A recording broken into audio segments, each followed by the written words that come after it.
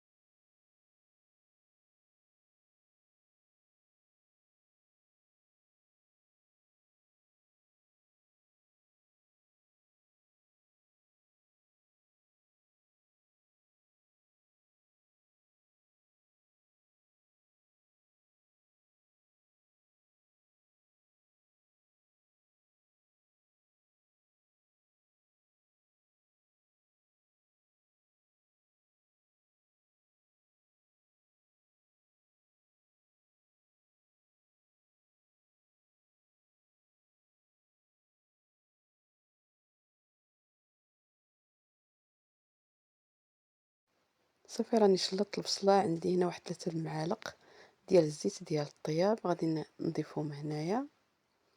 وعندي العطريه هنا، آه الكمون، سكينجبير، الملحه، التحميره او فلفل احمر، غادي نديرهم هنايا. عندي هنايا المعدنوس، ديما انا كنوفر المعدنوس والقزبور، كيكونوا واجدين عندي في الفم وجميد وكيبقاو طريين. دابا نشارك معكم الطريقه وكتلقاوه واجد وما كتجيكمش الصعوبه مع المعدنوس والقزبور، دغيا كتخدموا به اللي بغيتو. صافي دابا غادي نحطها فوق الوطه طيب، وغادي نخلط العطريه مع البصله ونخلي هاد البصله تتهبط. دابا البصله ديالنا راه هبطات، دابا غادي نحركها.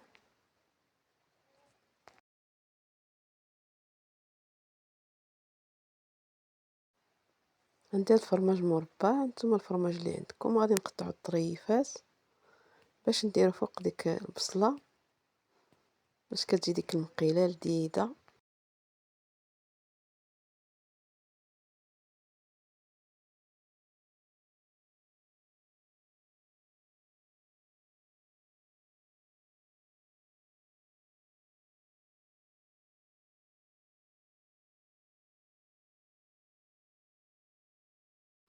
عندي 2 فرماجات هنايا راني قطعتهم. داك الفرماج اللي قطعت غادي نضيفو فوق داك البصله.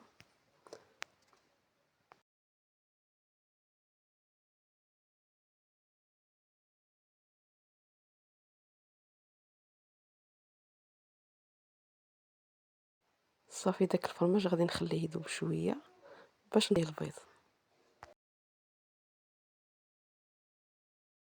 عندي هنا 3 البيضات، كل بيضه غادي نديرها في الطبسيل باش نفرغها على ديك البصله باش كيجي داك المنظر زوين.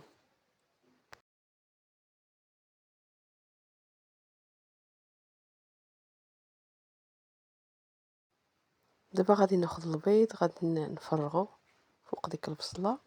كنخلي انا هكا البيض، كل بيضه كنديرها بوحده باش كيجيني الشكل زوين.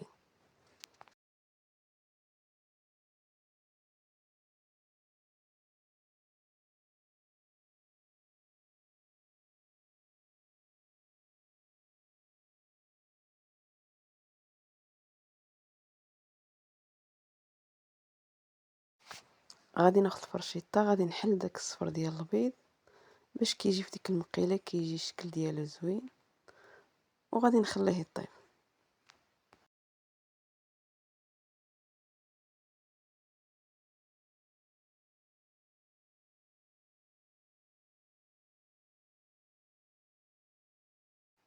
دابا غادي نغطي اي حاجه غطيو بها. عندي غير المقلايه انا غطيت بها. صافي هذا هو الشكل ديال صافي هذا هو الشكل ديال المقله ديالنا. كتجي معلكه وكتجي لذيذه وجبة عشاء ولا وجبة غدا.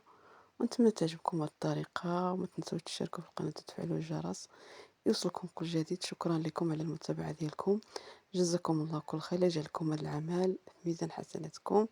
مع السلامة، نتلاقاو فيديو جديد ووصفة جديدة.